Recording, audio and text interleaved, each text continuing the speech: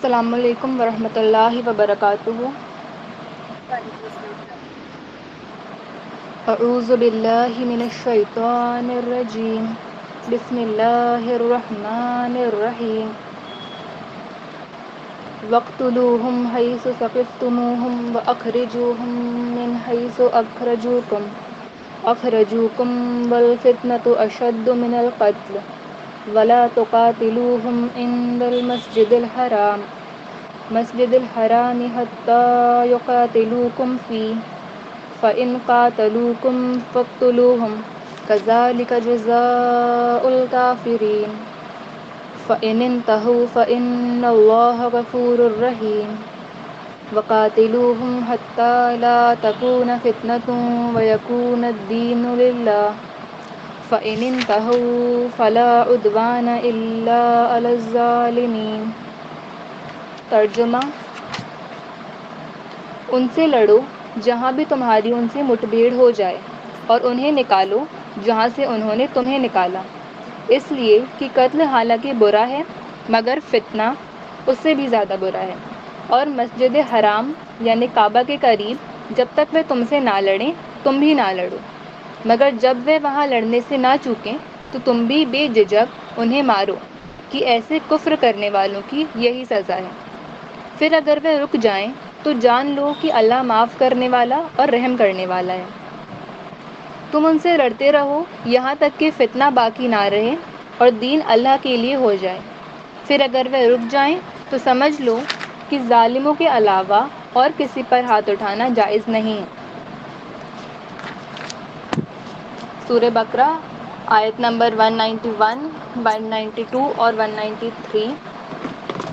یہ آیت پچھلی آیت یعنی آیت 190 سے ریلیٹڈ ہی ہے، تو ہمیں تھوڑا سا اوپر سے دیکھنا پڑے گا۔ یہاں پر ان آیتوں میں اللہ تعالیٰ بتا رہے ہیں ان لوگوں سے لڑنے کا، ان لوگوں سے جنگ کرنے کا حکم اللہ تعالیٰ دے رہے ہیں جو اللہ کی راہ میں آپ سے لڑتے ہیں، اور صرف اس لیے وہ آپ سے لڑتے ہیں کہ آپ اللہ تعالیٰ کے نظام کے مطابق، اللہ کی ہدایت کے مطابق معاشرے میں سدھار کر رہے ہیں، اور وہ لوگ آپ کے راستے میں آ رہے ہیں، آپ کے راستے میں رکاوٹیں ڈال رہے ہیں، اور ان رکاوٹوں کو پیدا کرنے کے لیے وہ آپ کے اوپر زور زبردستی ظلم کر رہے ہیں کہ آپ رک جائیں، بس آپ رک جائیں، اتنا ہی وہ چاہتے ہیں،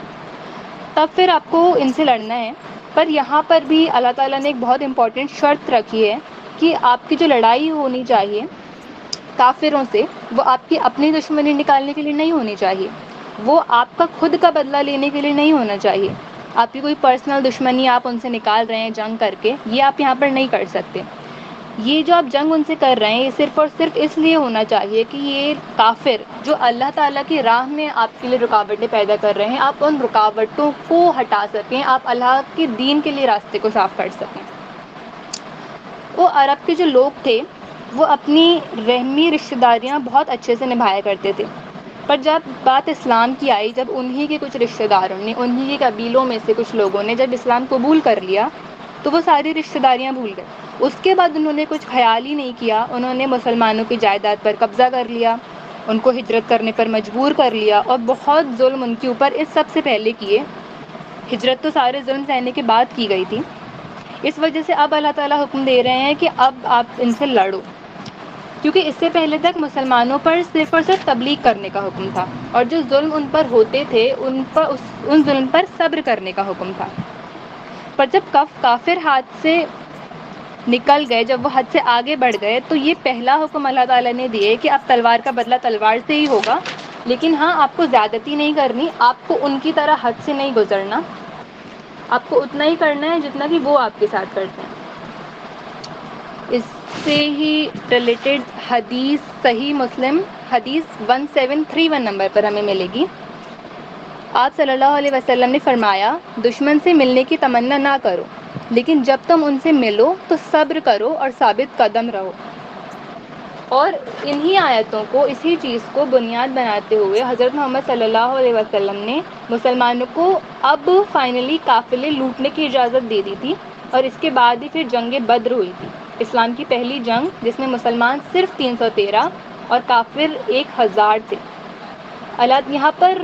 کہ بہت ہی زیادہ سخت جنگ تھی، ہم سوچ سکتے ہیں 3 گنا دشمن تھے، پر اللہ تعالیٰ نے یہاں پر اپنی قدرت کا اظہار کرنے کے لیے اس جنگ کا حکم دیا تھا کہ اللہ تعالیٰ نے کیسے اللہ تعالیٰ 313 مسلمانوں کو 1000 کافروں کے سامنے جتا سکتے ہیں۔ پھر اللہ تعالیٰ فرماتے ہیں کہ انہیں نکالو جہاں سے انہوں نے تمہیں نکالا، یعنی مکہ سے۔ انہوں نے اتنے ظلم کیے، اتنے ستم کیے کہ ان کو مسلمانوں کو ان کے ہی شہر سے نکال دیا، ان کے گھر والوں سے دور کر دیا، ان کا مال لے لیا اور ان کو ہجرت کرنے پر مجبور کر دیا۔ تو اللہ تعالیٰ بول رہے ہیں کہ اب تم انہیں وہاں سے نکالو جہاں سے انہوں نے تمہیں نکالا تھا۔ اور اس کے بعد اللہ تعالیٰ فرماتے ہیں قتل حالانکہ برا ہے مگر فتنہ اس سے بھی زیادہ برا ہے۔ تو اس آیت میں فتنے کے جو معنی ہیں، تو فتنے سے مراد یہ ہے کہ آپ کسی شخص سے یا کسی گروپ آف پیپل سے آپ اس لیے دشمنی رکھ رہے ہیں کیونکہ انہوں نے اس وقت کے جو موجودہ رائج خیال تھے اور جو نظریے تھے، ان کی جگہ انہوں نے دوسرے خیالوں کو اور دوسرے نظریوں کو حق پا کر قبول کر لیا۔ اس کے لیے انگلش میں ورڈ پرسیکیوشن یوز ہوتا ہے، اور آپ کی دشمنی کا ریزن اور کچھ نہیں ہے۔ آپ کو پرابلم کس بات سے ہے کہ مسلمان قرآن کو مان رہے ہیں، وہ ان کے وقت کی جو بدعتیں ہیں اس کو ختم کرنا چاہ رہے ہیں۔ اور اگر آج ہم غور کریں تو یہی تو فتنہ ہے نا، آج مسلمانوں کو ٹارگٹ کر رہے ہیں صرف اس لیے کہ وہ مسلمان ہیں۔ اگر سیم لوگ جن لوگوں کو یہ مسلمان ہونے کے لیے ٹارگٹ کر رہے ہیں، اگر ہم آج اپنا ریلیجن چینج کر لیں اور ہم اسلام کے علاوہ چاہے دنیا کا کوئی بھی ریلیجن چوز کر لیں، پھر انہیں کوئی مسئلہ نہیں ہوگا کہ آپ کیوں ہیں، آپ کیا ہیں، پھر وہ ہمیں ٹارگٹ نہیں کریں گے، پھر تو ہم ان کے اپنے ہی ہو جائیں گے۔ ان کو پرابلم تو اسلام سے ہے، اور ایگزیکٹلی یہی چیز تب مکہ میں ہو رہی تھی کہ مسلمانوں کو فورس کیا جا رہا تھا کہ آپ بس اسلام چھوڑ دیں، اور کتنے ظلم ان کے اوپر کیے جا رہے تھے کہ یا تو آپ اسلام چھوڑ دیں، یا اگر آپ اسلام نہیں چھوڑ رہے ہیں نا تو آپ کم سے کم اتنا کر لیں کہ آپ اپنے اللہ کے ساتھ ہمارے بتوں کو بھی شریک کر لیں۔ آپ ہمارے بتوں کو بھی تو کچھ مانیں، وہ بھی تو کچھ ہیں، آپ ان کی بھی پوجا کریں، آپ اسلام بھی مانیں، آپ یہ بھی مانیں۔ تو اس کے بدلے میں پھر اللہ تعالیٰ کا حکم تھا کہ جنگ کرو، کیونکہ یہ فتنہ زیادہ برا ہے نا۔ پر یہاں پر وہ سسٹم نہیں ہے جو ہم آج دیکھتے ہیں کہ everything is fair in love and war. ہم دیکھ رہے ہیں کہ جو جنگیں ہو رہی ہیں، سیز فائر ہو رہے ہیں، پر ان وعدوں کو توڑ دیا جا رہا ہے۔ پر اسلام میں اللہ تعالیٰ نے یہ سسٹم ہمیں نہیں بتایا۔ اللہ تعالیٰ نے پراپر شرطیں رکھی ہیں کہ آپ کو احترام والے مہینوں میں جنگ نہیں کرنی ہے، آپ کو مسجد حرام کے سامنے جنگ نہیں کرنی ہے۔ اور حدیثوں سے ثابت ہے کہ حضرت محمد صلی اللہ علیہ وسلم نے سختی کے ساتھ حکم دیا تھا کہ آپ کسی بچے کو قتل نہیں کریں گے، آپ کسی عورت کو قتل نہیں کریں گے، آپ کسی بزرگ انسان کو قتل نہیں کریں گے، آپ جو زخمی ہیں آپ ان کو بھی آپ ان سے لڑائی نہیں کریں گے، اور نہ ہی آپ وہاں جا کر ان کے پیڑ پودے کاٹ رہے ہیں، آپ ان کے مویشیوں کو تباہ کر رہے ہیں۔ یہ ساری چیزوں کے اسلام میں بہت سخت مناہی ہے کہ آپ کو جن لوگوں سے لڑنا ہے آپ ان لوگوں سے ہی لڑیں، یہ ساری سائیڈ والے کام کرنے کی ہمیں اجازت نہیں ہے۔ سنن ابی داؤد حدیث 2614 نمبر پر ہمیں ملتی ہے، رسول اللہ صلی اللہ علیہ وسلم نے فرمایا اللہ کے نام اور اللہ کی راہ میں لڑو، اللہ کے ساتھ کفر کرنے والوں سے لڑو، مال غنیمت میں گبن نہ کرو، عہد شکنی نہ کرو، اور مرنے والوں کو مسخ نہ کرو، اور بچوں کو قتل نہ کرو۔ تو بہت حدیثوں سے ثابت ہے کہ ہمیں کیا کرنا ہے اور کیا نہیں کرنا ہے، ہمیں اپنی لمٹس میں لے کے، ہمیں اپنے لمٹس میں رہ کر جنگ کرنی ہے، ہمیں حد سے آگے نہیں بڑھنا جیسے کہ کافر بڑھ رہے تھے اپنے حد سے آگے۔ پھر اس کے اگلے آیت میں یہاں پر پھر سے لفظ یوز ہوا ہے فتنہ، پر یہاں پر فتنہ جو اوپر والی آیت میں فتنہ آیا تھا نا، وہ سیم معنی نہیں ہے دونوں آیت میں۔ اس آیت میں فتنے سے الگ مراد، اس آیت میں فتنے کے معنی ہم کیا لیں گے کہ فتنہ مطلب کیا کہ جب دین اللہ کے علاوہ کسی اور کے لیے ہو، اور جنگ اس فتنے کو ختم کرنے کے لیے کی جائے، تب تاکہ دین جو ہے وہ صرف اللہ تعالیٰ کے لیے ہو جائے، حق کا نظام قائم ہو جائے۔ تو یہاں پر فتنے سے مراد ہے دین ہمیں اللہ کے لیے کرنا ہے۔ تو اب لفظ دین کے کیا معنی ہوتے ہیں عربک میں؟ فرما برداری کرنے کے، اور اسلامی اصطلاح میں ہم اس سے کیا مراد لیتے ہیں کہ زندگی گزارنے کا یہ ایک ایسا نظام ہے جو کسی کو سب سے بڑا اور سب سے اوپر مان کر اس کے احکام اور اس کے قانونوں کی پیروی کی جائے۔ اب جیسے ہمارا دین اگر اسلام ہے تو ہم اللہ تعالیٰ کو سب سے اونچا مانتے ہیں، ہم اللہ تعالیٰ کو سب سے اوپر مانتے ہیں، اس لیے ہم اللہ تعالیٰ کے احکام کی پیروی کرتے ہیں۔ تو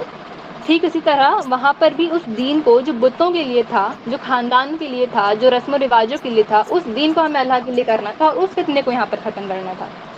اب یہاں پر کافروں، اللہ تعالیٰ فرماتے ہیں اگر وہ رک جائیں، تو یہاں پہ کافروں کے رکنے سے کیا مراد ہے؟ کیا مطلب وہ اپنے شرک اور کفر سے رک جائیں گے؟ نہیں، یہاں پر ان کے رکنے سے یہ مراد نہیں ہے۔ ان کے رکنے کا مطلب یہ ہے کہ وہ آپ کے راستے میں یعنی اللہ تعالیٰ کے دین کے راستے میں، آپ کی تبلیغ کے راستے میں دخل اندازی کرنے سے رک جائیں، کیونکہ ہر شخص کو اللہ تعالیٰ نے فری ول دے کر ہی دنیا میں بھیجا۔ اللہ تعالیٰ نے یہ اختیار بندے کو دیے ہیں کہ وہ جو چاہے عقیدے رکھ سکتا ہے، وہ جس کی چاہے عبادت کر سکتا ہے، یا اگر وہ چاہے تو وہ کسی کی بھی عبادت نہیں کر سکتا، وہ ایتھیسٹ بن کے بھی رہ سکتا ہے۔ اور یہ فری ول اللہ تعالیٰ نے دیا تو ہم کسی سے یہ فری ول نہیں چھینیں گے، ہم اس کو صرف سمجھا سکتے ہیں، ہم اس کو نصیحت کر سکتے ہیں، ہم تبلیغ کر سکتے ہیں، پر ہم فورسفلی کسی کو مسلمان نہیں بنا سکتے۔ اور اللہ تعالیٰ نے منع کیا ہے کہ تم کسی کو زبردستی مسلم مت بناؤ۔ ہم ان کے ساتھ جنگ کر کے ان کو مسلمان بنانے کے لیے ان کی گردنوں پر تلوار نہیں رکھیں گے کہ آپ اسلام قبول کریں۔ وہ اپنی مرضی سے اگر چاہیں تو وہ اسلام قبول کر لیں، یا اگر وہ نہ چاہیں تو وہ نہ کریں۔ ان کو اپنا حساب اللہ تعالیٰ کو دینا ہے، ان کو اپنا حساب ہمیں نہیں دینا۔ اور اس کے بعد اللہ تعالیٰ فرماتے ہیں کہ ظالموں کے علاوہ کسی پر ہاتھ اٹھانا جائز نہیں ہے، یعنی جب حق و نظام قائم ہو جائے اس کے بعد آپ ظالموں کو، جنہوں نے اپنی حکومت کے وقت اسلام کی بہت مخالفت کی تھی، آپ ان کو سزا دے سکتے ہیں، پر عام لوگوں کو تو آپ کو معاف کرنا ہی اللہ تعالیٰ پسند کریں گے۔ اور حق کا نظام قائم ہو جائے مطلب جب حکومت مسلمانوں کی ہو جائے، اور اس سے بھی زیادہ ضروری کیا ہے کہ مسلمان حکومت کے ساتھ ساتھ اللہ تعالیٰ کے احکام کے مطابق اس کنٹری کو رن کیا جائے۔ آپ سارے معاملات قرآن سے دیکھیں، آپ قرآن کی روشنی میں اسے ڈیل کریں، قرآن اور حدیث سے آپ دیکھیں کہ ہمیں اس معاملے کو کیسے سلجھانا ہے، تب ہم بولیں گے کہ یہاں پر حق کا نظام قائم ہو چکا ہے۔ ہم سب جانتے ہیں کہ فتح مکہ کے بعد محمد صلی اللہ علیہ وسلم نے اسی طرح سے عام معافی کا اعلان کر دیا تھا، پر کچھ ظالم ایسے بھی تھے جو اپنے وقت کے سردار تھے، جنہوں نے اسلام کی بہت مخالفت کی، انہوں نے ہر حد سے وہ گزر رہے کہ ہمیں بس مسلمانوں کو ختم کرنا ہے۔ تو ان کافروں کو محمد صلی اللہ علیہ وسلم نے لسٹ دی بھی، ان کو جو ان کی لسٹ تھی، ان کی جو جرموں کی، جو بہت زیادہ ہی کالی تھی، بہت ہی الگ، معاف کرنے کی قابل معافی ان کے جرم نہیں تھے، ان کو محمد صلی اللہ علیہ وسلم نے سزا دی تھی، اور ان کے نام بھی ہمیں، بہت سے لوگوں کے نام ہمیں ہسٹری میں ملتے ہیں۔ اور ہم اس میں تو کوئی شک ہے نہیں کہ محمد صلی اللہ علیہ وسلم سے زیادہ معاف کرنے والا اور درگزر کرنے والا کوئی انسان نہیں تھا، تو ان کے ہی طریقے پر ہمیں چلنا ہے، ہمیں اپنی منمانی نہیں کرنی۔ تو ان آیتوں کا جو کنکلوژن نکلتا ہے، پہلی چیز تو یہی ہے کہ اللہ کی راہ میں اگر آپ سے کوئی لڑ رہا ہے تو آپ کو اس سے لڑنا ہے، پر صرف اللہ کے لیے ہی لڑنا ہے، آپ کو اپنے دشمنی نکالنے کے لیے نہیں لڑنا۔ اور جیسے آپ کا دین کا راستہ صاف ہو جائے، وہ آپ کے معاملے میں دخل اندازی کرنا بند کر دیں، آپ بھی اپنی جنگ روک لیں۔ اور دوسرا پوائنٹ یہی ہے کہ جب حق کا نظام قائم ہو جائے تو آپ کچھ جو زیادہ کافر تھے آپ ان کو سزا دے سکتے ہیں، پر اللہ تعالیٰ پسند یہی کر دیں گے کہ جو عام لوگ ہیں، جو ان کافروں کے ساتھ ملے ہوئے تو نہیں تھے، بھلے ہی وہ ان کی طرف تھے، پر وہ کیونکہ انہوں نے آپ کے معاملے میں کوئی دخل اندازی نہیں کری، تو آپ ان عام لوگوں کو عام معافی کا اعلان ہی کر دینا بہتر ہے۔ اللہ تعالیٰ خود بھی معاف کرنے والے ہیں، اور تعالیٰ معافی کو ہی پسند کرتے ہیں۔ اللہ سے دعا ہے کہ اللہ تعالیٰ ہم سب کو راہ راست پر رکھیں۔ وآخر دعوانا الحمد للہ رب العالمین۔ جزاک اللہ خیرا۔